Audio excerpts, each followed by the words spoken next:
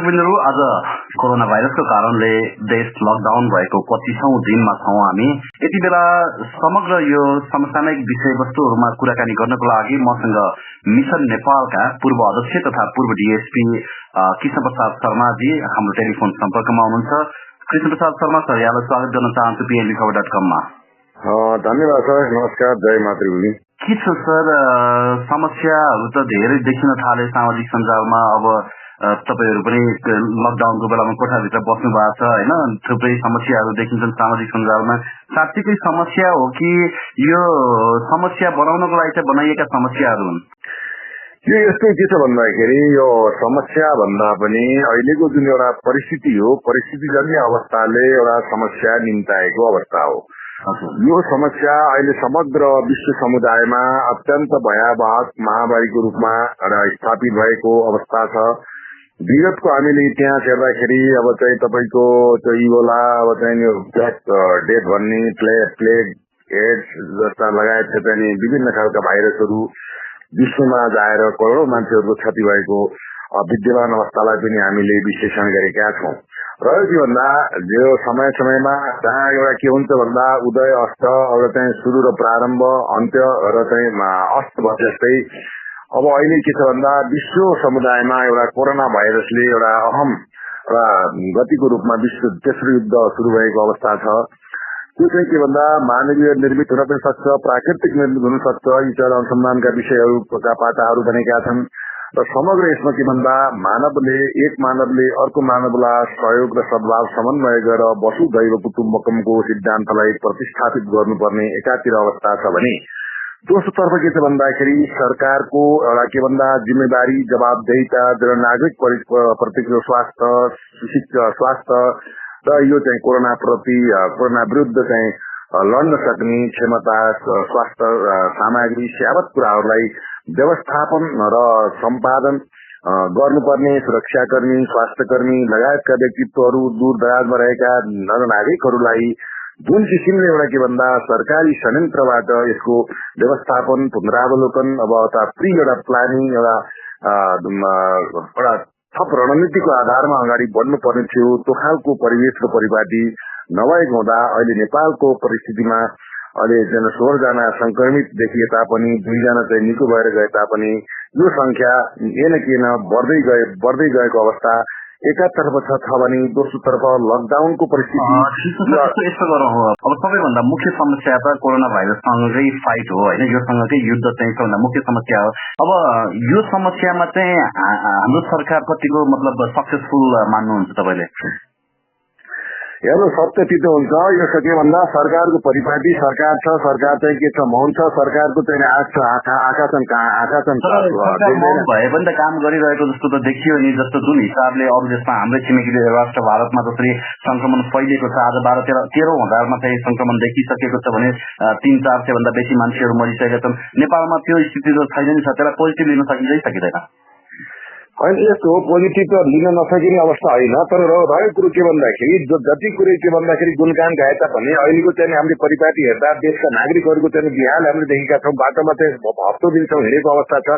काठमाडौँबाट झापाको लागि हिँडेका छन्, काठमाडौँ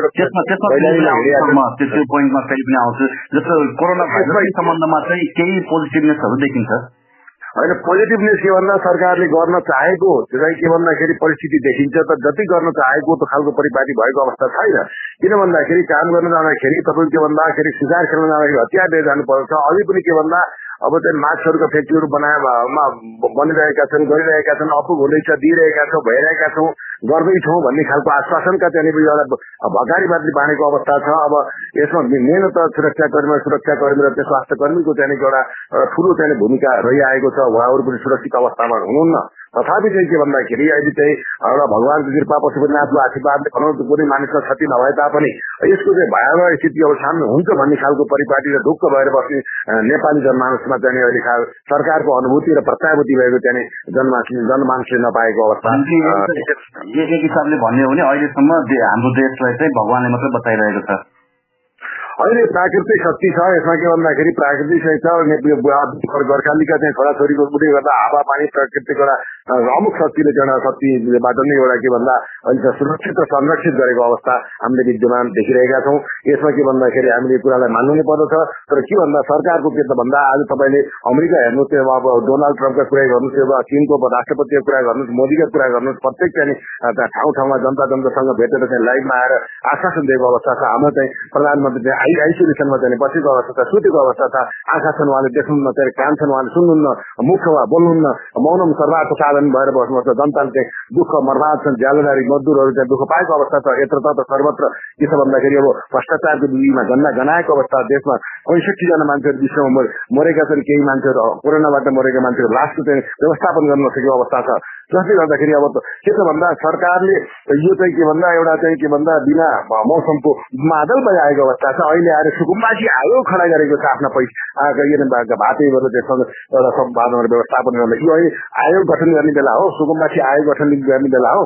यता मन्त्री प्रधानमन्त्रीको पैसा दियो भने उता आयोग गठन गरेर सम्पत्ति लुटेर फेरि खाने भनेपछि यस्तो तपाईँ सरकार भन्नुहुन्छ है। सरकारको त के हुन्छ, सरकार भनेको त्यो अभिभावक भूमि चाहिँ कहाँ छ? कहाँ गयो त्यो हेलिकप्टर, कहाँ गयो बस, कहाँ गयो ट्रक? यी जनता मरेका मरेपछि खान पार्ने एउटा चाहिँ अपराध भएको अवस्था छ। भनेपछि व्यवस्थापन एउटा रणनीति र एउटा परिस्थिति भएको हामीले महसुस गरेका छैनौँ। प्रत्यक्ष के भन्दा यो के भन्दा भन्दाखेरि तपाईँ तस्विर आफै बन्दछ खालको अवस्था देखिएको छ। ओके, भनेपछि सरकारको प्रेजेन्स त्यति धेरै महसुस गर्न सकिएको छैन। ओके सर, दोस्रो मुद्दामा जाऊ। अब यो राहत र व्यवस्थापनको कुरा आयो होइन, जसरी राहत आम जनताहरूले पाइरहेको छैन भन्ने ठाउँमा कति ठाउँमा हल्लाहरू सुनिए। सामाजिक सञ्जालमा त कुहिएका चामल बाँडेकादेखि लिएर कुहिएका दालहरू बाँडेका समेत विभिन्न कुराहरू आए। हुँदा हुँदा वडा अध्यक्षको हातै भाँचेका समाचारहरू पनि आए होइन। अब यो राहत जसरी सरकारले स्थानीय तहबाट वितरण गर्ने एउटा निर्णय लिएको थियो, त्यो चाहिँ के हुन्छ उचित तरिकाले आम मजदुरहरूसँग ती राहतहरू पुगेनन् भन्ने कुराहरू आइरहेको छ। अब केही व्यक्तिहरूले, व्यक्ति विशेषहरूले आफ्नो व्यक्तिगत तवरबाट पनि वितरण गर्नु भएको छ होइन। के छ यो अवस्थामा राहतको जसरी पुर्याउनु पर्थ्यो सरकारले पुर्याउन सकेका छ कि छैन सर? होइन, यसमा के छ भन्दा जग जाहेरी छ। यस्तो के कुरो के भयो भन्दा जसरी तपाईँको 2072 सालमा भूकम्प आउँदाखेरिको जुन एउटा औषधि चामल चाहिँ अब स्त्रीपाल जस्ता चिजहरू चाहिँ जनतालाई आएका चिजहरूलाई चाहिँ बाँडेर चाहिँ एउटा चाहिँ प्रमुख शक्ति केन्द्र चाहिँ सभासदहरूले जुन नाटक गरेको अवस्था हामीले देख्यौँ। त्यो हाम्रो पहिले के भइदिएको छ भन्दाखेरि त्यो तपाईँको त्यो भन्दा अब अस्ति भर्खरै तपाईँको विश्व ब्याङ्कले 3 अरब 50 करोड रुपियाँ दिएको छ, एनसिएलले 10 करोड दिएको छ। विभिन्न खालको कोष जम्मा भएको छ, करोडौँ रुपियाँ अरबौँ रुपियाँ जम्मा भएको अवस्था छ। र त्यो पैसाको व्यवस्थापन सम्पादन परिचालन छ। त्यो पैसा पनि नितान्त के भन्दाखेरि कोरोना भाइरसबाट प्रताडित भएका संक्रमित भएका जननागरिकहरूको हित कल्याणको लागि, सुरक्षाको लागि, जस्तै निमुखा विपन्न वर्ग, खान नपाएका, क्वारेन्टाइन व्यवस्थापन, आइसोलेसन, यो एउटा के भन्दा मेडिटेसन, PPE जस्ता सामानहरू खरिद गरेर चाहिँ सुव्यवस्थित गर्न आएको पैसा हो। र त्यसैमा राहतको कुरा आयो। जब राहतमा के छ भन्दाखेरि तपाईँ देखिराख्नु भएको छ एउटा 3 किलो चामल दिएको अवस्था छ। ती चामल पनि के गुणस्तरहीन भएका अवस्थाहरू छन्। जस्तै नवलपरासीमै तपाईँले चामलको कुरा गर्नुहोस्, आज तपाईँको जुम्लामा हेर्नुहोस् कि 3टा चाहिँ तपाईँको चाहिँ गाउँपालिकालाई तपाईँको चाहिँ के गरेको छ भन्दा 25 पोखा चामल के अरे नुन दिएको छ। नुन पनि 2 वर्ष पहिला डेट एक्सपायर भएको अवस्था छ। जनतालाई एउटा भैँसी पशुको रूपमा सरकारले के गरेको छ भन्दाखेरि पशु बनाएको अवस्था छ। जनताको मर्म, जनताको भावना, अहिलेका चाहिँ विपन्न वर्गका जनताहरू विदेशमा रहेका एउटा कुरिरहेका आफ्नो देशमा आउनु लागेका मतलब नेपालीहरूको चाहिँ कुनै पनि प्रकारको के भन्छ त्यहाँको तिनीहरूको चाहिँ बेरोजगारीको अवस्था, एउटा एक्लोपनको अवस्था, मरेका लासहरूको व्यवस्थापन गर्न नसकेको अवस्था र यो सिमानामा रहेका चाहिँ नागरिकहरूले चाहिँ आफ्नो देशमा आएर बस्न पाउने व्यवस्थित गर्न नसक्ने अवस्था। तपाईँको चाहिँ झापादेखि तपाईँको काठमाडौँदेखि कैलाली, कञ्चनपुर, झापा, मोरङ चाहिँ पैदल यात्री चाहिँ त्यो बच्चा मतलब सुत्केरी हुन लागेका अवस्थाका चाहिँ गरिब दुखी ज्यादा मजदुरहरू चाहिँ खुट्टामा चाहिँ तपाईँको ठेला लिएर, मुखमा चाहिँ उदासीनता लिएर भोकै हप्तौँ दिनसँग हिँडेको अवस्था। मात्रै सरकारको दायित्व धेरै व्यक्तिहरूले अहिले सामाजिक सञ्जालमा होइन हिँडेरै तपाईँको 7 दिन 10 दिन हिँडेरै चाहिँ गाउँ फर्किनु लागेका भनौँ न मजदुरहरूको फोटो खिचेर हाल्नु भएको छ। तर समस्या चाहिँ के भयो नि, खान नपाएर होइन कि उहाँहरू परिवारसँग चाहिँ पुनर्मिलन गर्नको लागि अथवा काठमाडौँ बस्दा अथवा अन्त कतै परिवारबाट धेरै टाढा बस्दाखेरि कोही अथवा परिवारमा कोही दिवंगत भइहाल्यो अथवा आफै मरिहाल्यो भने भोलि म परिवार परिवारसँग पुनर्मिलन गर्न पाउँदैन कि भन्ने डरले पनि उहाँहरू गाउँ जान लागेको जस्तो पनि देखिन्छ होइन। अब सरकारले त तपाईँहरू जुन ठाउँमा हुनुहुन्छ त्यही ठाउँमा हामी स्थानीय निकायसँग समन्वय गरेर तपाईँहरू बस्ने बन्दोबस्त खाने बन्दोबस्त गर्छौँ भन्दै उहाँहरू त्यसरी हिँड्नु चाहिँ मूर्खता हो कि होइन सर? होइन, यो के भएर सरकारको लाचारी पर्नु भनिरहेर यत्रो त्यहाँनिर मान्छेहरू पैदल यात्रीहरू त्यहाँनिर खुलेआम हिँडिरहेको अवस्था छ, एउटा जत्थामा हिँडिरहेको अवस्था छ। ती मानिसहरूमा पनि कोरोना भाइरसको संक्रमण हुन सक्ने सम्भावनाहरू देखापर्छ। त्यसले गर्दा मान्छेसँग भेट्नु, आफन्तसँग भेट्नु भन्ने चाहिँ एउटा जिद्दीको परिस्थिति होइन। सरकारले चाहिँ कडाइका साथ उनलाई के भन्दा एउटा ठाउँमा क्वारेन्टाइनमा राखेर खानापिना स्वास्थ्यको व्यवस्था गरेर परीक्षण गरेर र यो ठिक छ भने एउटा बसको यातायातको सही तरिकाले व्यवस्था गरेर सम्बन्धित ठाउँमा नागरिकको सम्मानसहित उहाँहरू पुर्याउनु पर्ने अवस्था हो। जनताले मानेनन् जबरजस्ती हिँडे भन्ने चाहिँ के भन्दा सरकारको एउटा निर्यता हो, सरकारको लाचारी पर्नु। तर जसरी लकडाउनले चाहिँ पालन चाहिँ के गरेका छन्, आफै आफ्नै घरमा आफ्नै कोठामा बसेर मतलब अब आफै चाहिँ यो बाँच्नको लागि, परिवार बचाउनको लागि सरकारको चाहिँ दिएको लकडाउनलाई परिपालन गर्नको लागि जुन एउटा एउटा जनताले सहकार्य जनाएछन्, त्यसको चाहिँ लकडाउनको परिस्थिति विकल्प चाहियो भने वैकल्पिक विकल्प सहितको लकडाउन हुनु पर्यो। तपाईँको यहाँ गरिब धनीको सवाल होइन, मान्छेसँग पैसा छ, पैसा भएर किन्न पाउँदैन, त्यो व्यवस्थापन खै, त्यो व्यवस्थापन हुनु पर्यो नि। अब जनतालाई चाहिँ बन्धक बनाउने, आफू चाहिँ तपाईँको चाहिँ धर्म टाढो सुत्ने, अब चाहिँ पार्टी नेता प्रतिनिधिले मासु भुटेर खाने, जनता चाहिँ रोडमा चाहिँ भौताएर हिँडिरहेको छ, कोही खान्न पाएर सुतिरहेको छ, कोही चाहिँ तपाईँको चाहिँ कोही बाँच्न पाएर त्यहाँ पल्टिरहेको छ। यत्रो त सर्वत्र यो चाहिँ के भन्दा यो लथालुङ्ग र भत्ताबुङ्ग अवस्था भएकोलाई यसलाई व्यवस्थापन गर्ने सामाजिक सञ्जाल अभियानकर्ताहरूले एउटा सन्देश सूचना दिने, यस्तो व्यवस्थापनको जिम्मेवारी कसले गर्ने भन्दा सरकारले गर्ने। सरकारसँग चाहिँ सेना छ, प्रहरी छ, पैसा छ, राज्य छ, शक्ति छ, पावर छ, मेन पावर छ, त्यसको युटिलाइज गर्ने त सरकारले हो नि। अब सामाजिक अभियन्ताहरू, विश्लेषकहरू, राजनीतिज्ञहरू, मिडिया कर्मीहरू साथीहरूले गर्ने के भन्दा सरकारलाई घटाउने हो, खबरदारी गर्ने हो, ध्यान आकर्षण गर्ने, यहाँ गलत भएको छैन, सुधार गर भन्न सक्ने एउटा खबरदारीको माध्यम जनताले एउटा प्रतिपक्षको रूपमा चाहिँ सरकारलाई सहयोग गरेको अवस्थामा कुनै पनि प्रकारको कदम चाहिँ नभएको अवस्था छ। तपाईँले देख्नु बेल्जियम अमेरिकाको चाहिँ राजदूतले चाहिँ के नागरिकहरू अस्ति भर्खरै तपाईँको चाहिँ आफ्नो देशमा पुर्याएको अवस्था छ भने हाम्रो देशका नागरिकहरू नेपालमा आउन नपाउने अन्तर्राष्ट्रिय चाहिँ कानून र मानव अधिकार हननको प्रक्रिया हो। ठिक छ, भारतको सीमानामा राखे पनि उहाँको समुचित व्यवस्था, औषधि उपचार, क्वारेन्टाइनको व्यवस्था नभएर दोस्रो दर्जाको नागरिकको रूपमा विदेशमा भएका नागरिकहरू बस्न परेको छ। त्यहाँको नागरिकलाई पहिलो प्राथमिकता उपचारमा दिन्छ भने दोस्रो देशको नागरिकलाई के भन्दा दोस्रो तेस्रो दर्जाको रूपमा एउटा प्रशिक्षण औषधि उपचारसम्मको व्यवस्था गरेर एउटा पशुवत रूपमा जीवन बिताएको अवस्था छ। यसप्रति राष्ट्रिय जवाबदेही खबरदारी नहुनु। यो पोइन्टमा म अर्को कुरा पनि थप्न चाहन्छु। अब खास त समयमा जुन समयमा चाहिँ सरकारले हामी लकडाउन गर्दैछौँ भने त्यो समयमा उहाँहरू आउनु पनि भएन, सायद त्यति बेला उहाँले थाहा पाउनु भएन, सञ्चार माध्यममा त्यति धेरै आउँदा पनि उहाँले थाहा पाउनु भएन होला। अब अर्को कुरा भने अहिले भारतबाट त्यसरी लुकेर आएका, सीमा क्रस गरेर आएका थुप्रै व्यक्तिहरूमा कोरोना पोजिटिभ देखिरहेको छ है, त्यो तपाईँहरू पनि देख्नु भएको छ। आज मात्रैको समाचार एउटा हेर्ने हो भने मस्जिदमा लुकेर बसेका 8 भारतीयमा कोरोना संक्रमण पुष्टि भएको छ सर। अब यो हिसाबले हेर्दाखेरि त अहिले सरकारले जसरी बरु होइन भारतीय सरकारसँगै समन्वय गरेर त्यही क्वारेन्टाइनमा राखेको त्यो ठिक हो कि होइन जस्तो लाग्छ तपाईँलाई? होइन, एकदम ठिक हो। तर गएको कुरो के त भन्दाखेरि जसरी चाहिँ भारतीयहरूले नेपाली नागरिकलाई गर्नुपर्ने व्यवहार दिनुपर्ने सुविधामा चाहिँ के भन्छ त शरणार्थीको रूपमा चाहिँ के भन्दा एनएकेन प्रकारमा राखेको अवस्था छ।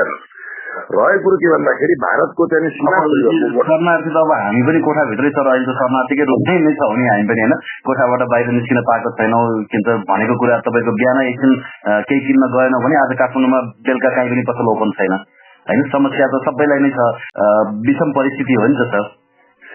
यस्तो सर, विषम परिस्थितिलाई मध्यनजर राखेर जसरी के भन्दाखेरि सरकारले अहिले हामीले जहाँ पनि देखेका छौँ, पोखरा देखियो, बागलुङ देखियो, तपाईँको यो जडीबुटीमा देखियो, बुढालिङकण्ड देखियो, के देखियो भन्दा विदेशबाट आएका व्यक्तिहरूले कोरोना संक्रमित भएको अवस्था देखियो।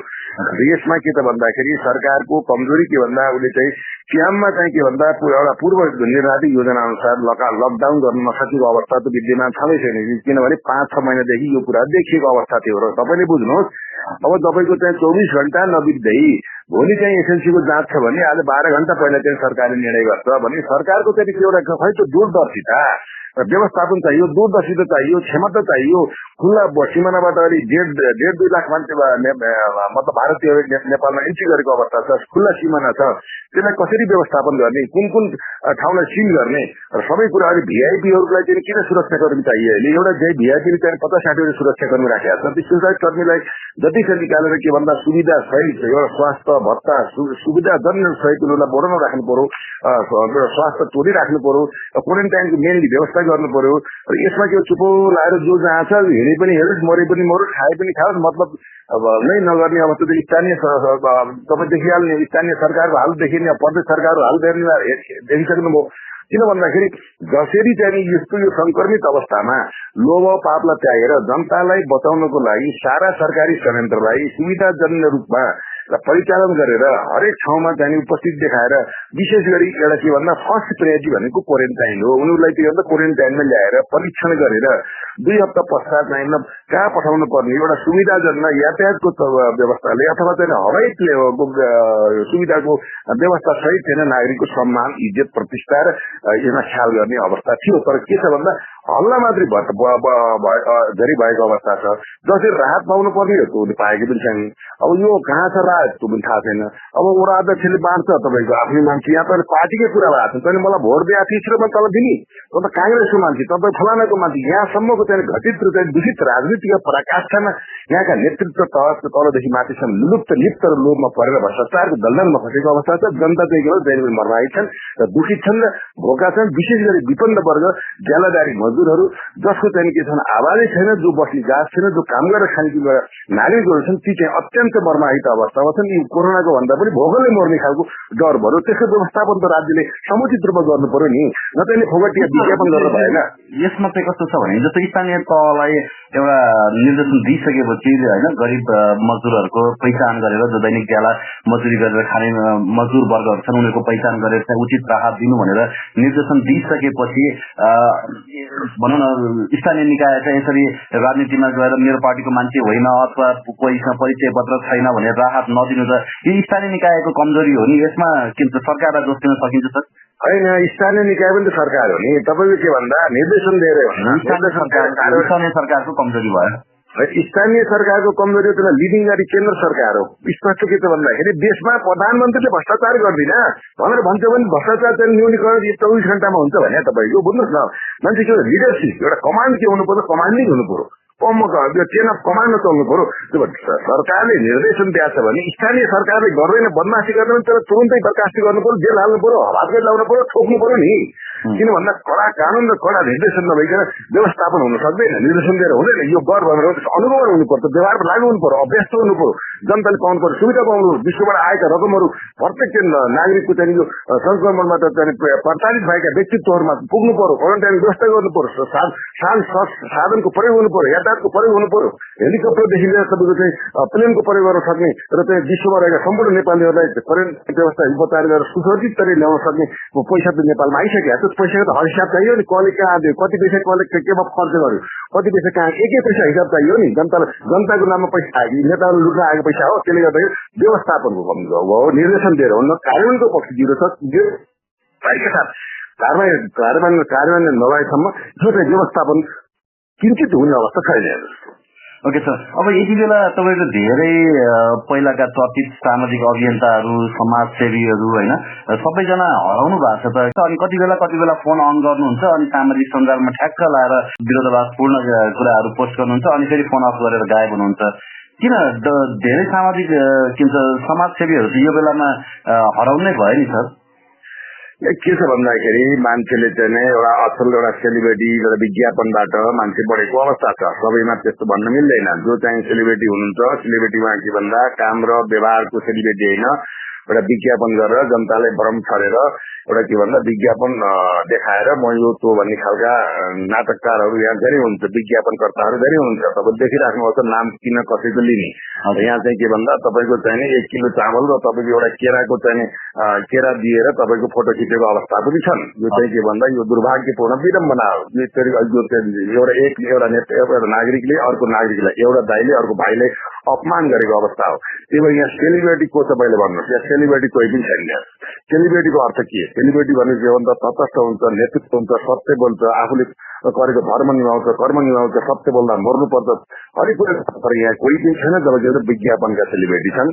र हामीले त भन्न खोजिआएको मिसन नेपाल भनेको एउटा अन्य अत्याचार भ्रष्टाचारको विरुद्धमा लागेको अवस्था अहिले पनि हामी क्रियाशील छौँ, देखिराख्नु भएको छ। एउटा अपाङ्गले शुद्ध तपाईँको आफ्नो दुःख सुख गरेर त्यहाँ नरनाथ गौतमले चाहिँ राम्रो छ अहिले पर्सामा चाहिँ दिनानुदिन तपाईँको चाहिँ दाल चावल पिठो नुन अब चाहिँ बेसार निरन्तर रूपमा चाहिँ प्रशासनिक सहयोग दिएर बाँडेको अवस्था छ। हामीले एउटा चेतना दिने, जनतालाई शिक्षित गर्ने र देशमा रहेका नागरिकको सम्मान गरेर विदेशमा गएका नागरिकहरूको अवस्था के छ त्यसलाई हेर, कहाँ बिमारी छन्, कति कहीँ मृत्यु भएका छन्, अब कोरोनाको कारणले अथवा अरू कारणले बसेका नागरिकहरू सबको परिस्थिति के छ, विदेशमा गएका नागरिकहरूलाई पनि त्यहाँको सरकारसँग चाहिँ माग गरेर उनलाई खाना पिना बस्नको सुविधा के छ, बेरोजगार भएर लाखौं लाख युवाहरू चाहिँ मलेसिया कतारमा गएर बसिरहेका छन्, त्यसको अवस्था के छ, खानपानको अवस्था के छ, फ्याक्ट्रीहरू बन्द छन्, उनीहरूको चाहिँ समस्या बुझ्नु पर्यो। यदि मृतक र अन्य कारणले मृत्यु भएका मानिसहरूको चाहिँ सबको चाहिँ व्यवस्था गर्नु पर्यो। अब जो चाहिँ सीमानामा आएर बसेका छन् तिनको अवस्था के छ, खानपिनको स्वास्थ्यको अवस्था के छ, त्यसको अनुमान गर्नु पर्यो।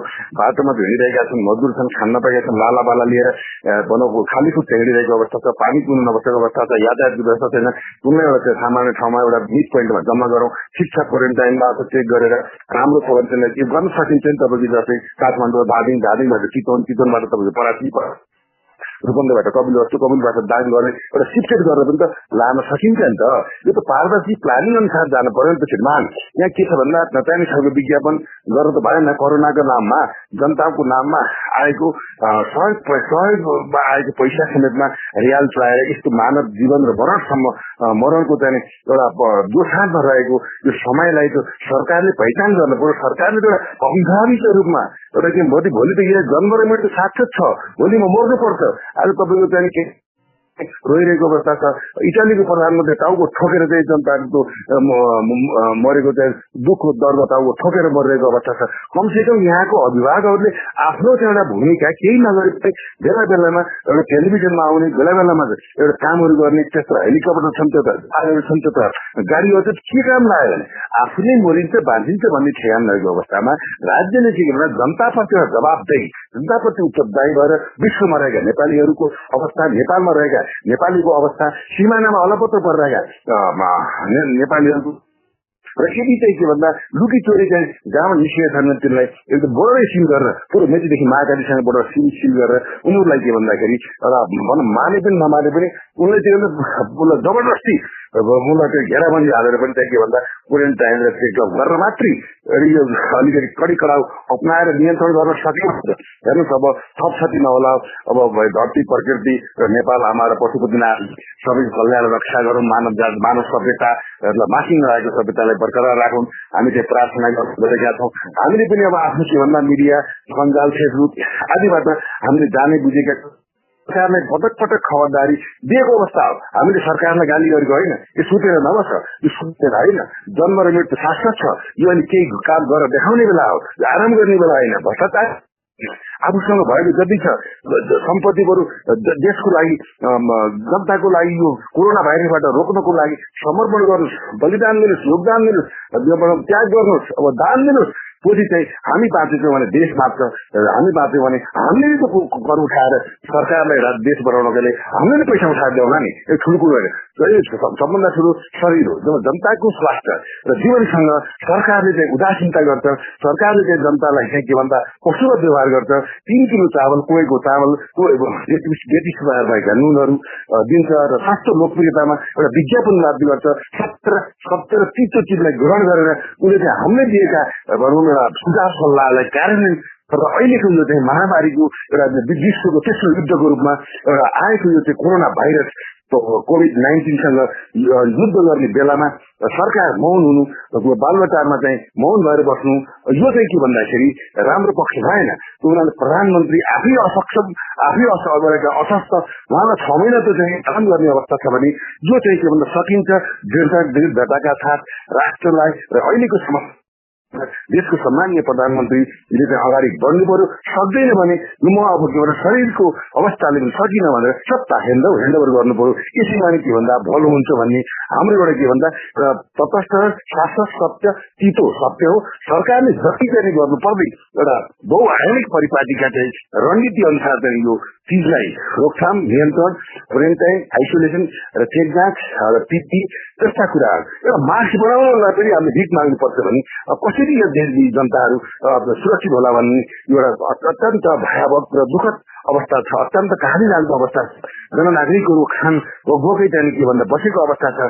कतिखेर मान्छे कहाँ भोकबाडी मोड स्थानीय सरकार प्रदेश सरकार तिनै प्रकारका सरकारहरूले जनप्रतिनिधिहरूले विश्वबाट आएको सहयोग समेतलाई सही तरिकाले व्यवस्थापन लोभ र पापलाई त्यागेर यिनले चाहिँ के भन्दा यही चिजमा जनताको लागि जनस्वास्थ्यको लागि कोरोना भाइरसको युद्धबाट सफल युद्ध जित्नको लागि हरेक कुराहरू प्रविधि पैसा खाद्यान्न सबै अत्यावश्यक वस्तुहरूको व्यवस्थापन सही समुचित रूपले गर्छ भने सरकारको एउटा के भन्दा रणनीति सरकारप्रति जनताको दृष्टिकोण अत्यन्त उच्च र सम्मान योग्य हुने थियो। तर दुर्भाग्य त्यो अवस्था अहिले देखिएको छैन। सत्य बोल्नुपर्छ। सत्य तितो हुन्छ। तितोलाई ग्रहण गर्दाखेरि के हुन्छ भन्दा त्यसले आत्मसात गर्यो भने त्यो बिमारी बिग्रीको हुन्छ भन्ने हाम्रो सुझाव र सल्लाह हो। सरकार चाहिँ के मौन छ। सरकार सुतेको छ। सरकारको चाहिँ के भन्दा उपस्थिति जनतालाई गर्नुपर्ने दायित्व र कर्तव्यबाट वञ्चित रहेको हामीले विश्लेषण गरेका छौँ। ओके सर, म अन्तिम प्रसंग थोरै जोड्न चाहे। जसरी अहिले पछिल्लो समय लकडाउनलाई चाहिँ अलिकति टाइट गर्ने भनेर सरकारले निर्देशन दिएको छ, त्यस पछाडि प्रहरी पनि अलिकति उग्र रूपमा देखा परेको छ। आज डीआईजी विश्वराज पोखरेलले समेत प्रहरीलाई नजिस्काउन भन्दै उहाँले आग्रह गर्नु भएको छ होइन। अब प्रहरीले यसरी कहिले चिकित्सकलाई कुट्ने, कहिले प्रहरीमाथि चाहिँ तपाईँको कुटपिट भयो भन्दै परिवारलाई नै तपाईँको ग्रुपै आएर कुट्ने होइन, काहीँ औषधिको झोला बोकेर आउँदै पनि कुट्ने, अलिक संयमित नभएको हो कि प्रहरीमा मतलब के एजुकेसनको कमी भएको हो कि के हो सर यो? कि लकडाउन आकर्षित हुन्छ। एउटा कुरा के छ भन्दाखेरि नेपाल प्रहरी त्यहाँ सक्षम अनुसन्धान अधिकारी र विश्वमा पनि नेपाल प्रहरीको प्रतिष्ठा चाहिँ एउटा सम्मान पाएको चाहिँ संगठन हो, ऐतिहासिक संगठन हो। तर रहेको कुरो के भन्दाखेरि अब यसमा अहिले अब जुन एउटा जनतामाथि चाहिँ हेर्नुहोस्, अब अहिलेको त्यो लकडाउनको अवस्थामा हल्का तपाईँको चाहिँ के भन्दा अलिकति चाहिँ कडा रूपमा प्रस्तुत हुनु उपयुक्त देखिन्छ। तर कडा रूपमा प्रस्तुत हुँदाखेरि गोरु चुटाइ गर्नु चाहिँ भएन। जस्तै कुनै बिमारीले दबाई लिन गएको छ भने बुझिदिनु पर्यो। यदि डक्टर कुनै जताएर आउनु छ भने डक्टर हो कि राम्रो इन्क्वायरी गर्नु पर्यो, सोधपुछ गर्नु पर्यो।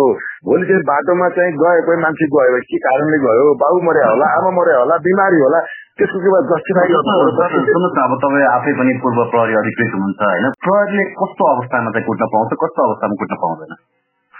प्रहरीले कुट्न पाउने अवस्था के छ भन्दा जब प्रहरी माथि नै सम्झाउँदा बुझाउँदा मानेन, प्रहरी माथि नै के भन्न जाई लाग्ने अवस्था आयो भने प्रहरीले आत्मरक्षार्थ उसले चाहिँ प्रत्याक्रमण गर्न सक्छ, नियन्त्रण लिन सक्छ। त्यस्तै गोली पनि हाल्न सक्ने अधिकार प्राविधिक कानूनत सम्भव कानूनले प्रदान गरेको अवस्था छ।